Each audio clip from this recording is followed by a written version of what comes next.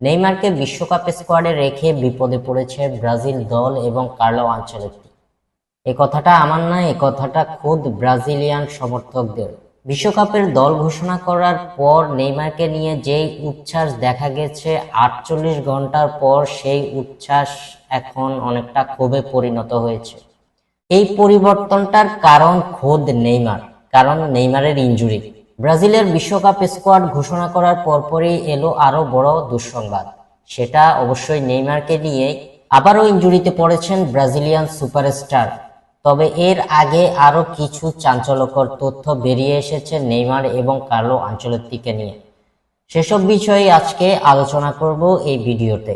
আজকের ভিডিওতে মূলত দুটো বিষয় নিয়ে কথা বলবো। সেটা এক হলো কার্লো আনচেলত্তি এবং নেইমারের মধ্যকার কিছু শর্তাবলী নিয়ে, এবং নেইমারের যে ইনজুরি সেটা নিয়ে আদৌ কি নেইমার বিশ্বকাপ খেলতে পারবেন কিনা, কবে নাগাদ নেইমার পুরোপুরি সুস্থ হয়ে মাঠে ফিরবেন, নাকি বাদ পড়তে হবে বিশ্বকাপ স্কোয়াড থেকে, তার পরিবর্তে নতুন কাউকে কল আপ করবে কার্লো আনচেলত্তি, সেসব বিষয় নিয়ে আলোচনা করব আজকের ভিডিওতে। ব্রাজিলের স্কোয়াডে নেইমারকে রাখা হচ্ছে তা এখন কারো অজানা নয়।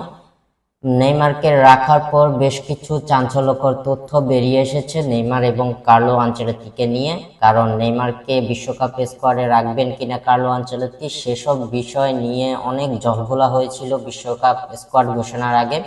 তো বিশ্বকাপ স্কোয়াড ঘোষণা করার পর নেইমার এবং কার্লো আনচেলত্তির মধ্যকার কিছু শর্তাবলীর চাঞ্চল্যকর তথ্য ফাঁস হয়েছে। বিশ্বকাপ স্কোয়াডে নেইমারকে রাখার আগে কার্লো আনচেলত্তি নেইমারকে 4টা শর্ত দিয়েছে। নেইমারকে 4টা শর্তের বিনিময়ে বিশ্বকাপ স্কোয়াডে রেখেছেন কার্লো আনচেলত্তি। স্কোয়াড ঘোষণার কয়েকদিন আগের কথা, একটা ভিডিও কল করলেন কার্লো আনচেলত্তি, অপর প্রান্তে নেইমার। সেখানে নেইমারকে আনচেলত্তি সরাসরি 4টা শর্ত দিলেন।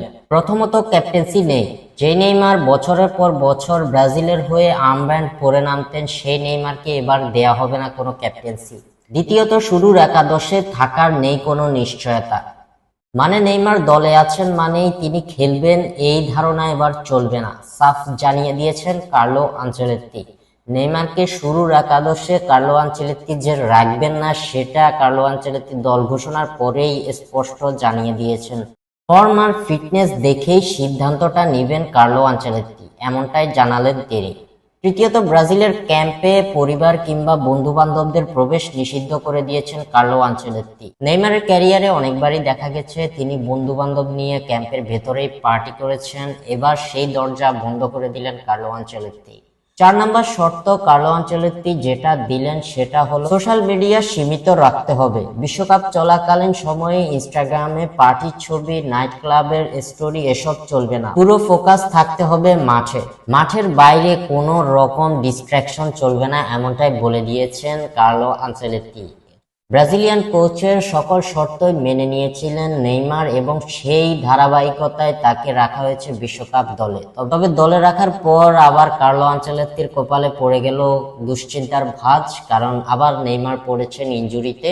তবে পুরোপুরি ইনজুরি বলা যায় না এটাকে।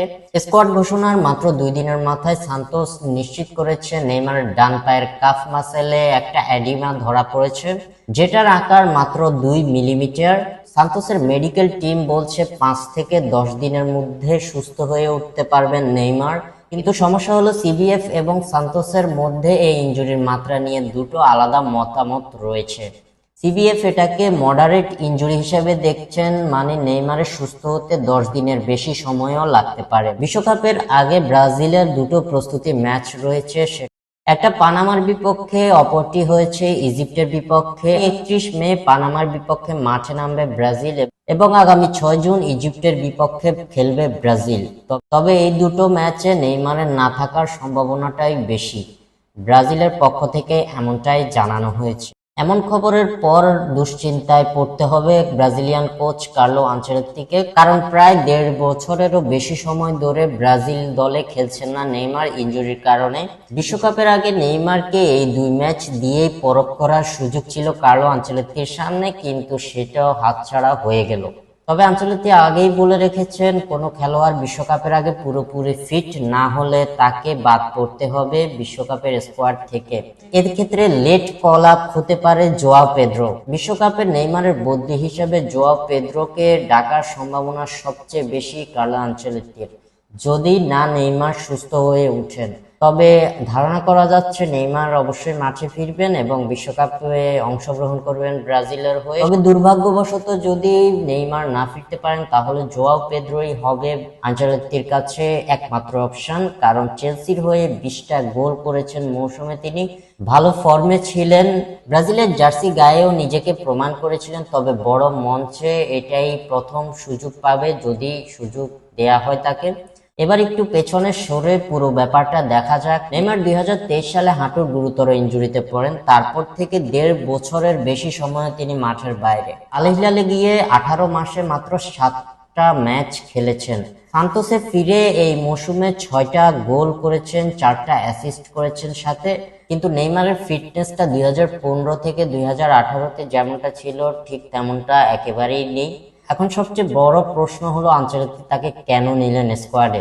অনেকে বলছে মিডিয়া প্রেসারের কারণে তাকে নেওয়া হয়েছে, শুধুমাত্র মিডিয়ার প্রেসারের জন্য। মিডিয়ার সামনে যে নেইমারকে নিয়ে প্রশ্নগুলো হবে সেটার উত্তর থেকে বাঁচতেই মূলত আনচেলত্তি নেইমারকে রেখেছেন ব্রাজিল স্কোয়াডে, আর কিছুই না। নেইমারকে বিশ্বকাপের স্টার্টিং এ তো সুযোগ দিবেন না তিনি, বদলি হিসাবেও তাকে খুব কমই সুযোগ দেওয়ার সম্ভাবনা সবচেয়ে বেশি আনচেলত্তির সামনে। তবে নেইমারের মতো যদি অভিজ্ঞ একজন দলে থাকে তাহলে দলের মানসিক অবস্থাটাও পরিবর্তন হবে, সেটাও স্বীকার করতে হবে। ড্রেসিং রুমে নেইমারের কারণেই পরিবর্তনটা আসতে পারে। শেষ করার আগে একটা প্রশ্ন রেখে যেতে চাই, নেইমার কি পুরোপুরি সুস্থ হয়ে বিশ্বকাপে খেলতে পারবেন কিনা? কমেন্টে জানিয়ে দিন আপনাদের মতামত। এরকম ভিডিও ভালো লেগে থাকলে অবশ্যই লাইক, কমেন্ট এবং শেয়ার করতে ভুলবেন না। সাবস্ক্রাইব তো অবশ্যই করবেন। আমি ছিলাম আপনাদের সাথে স্বাক্ষরে।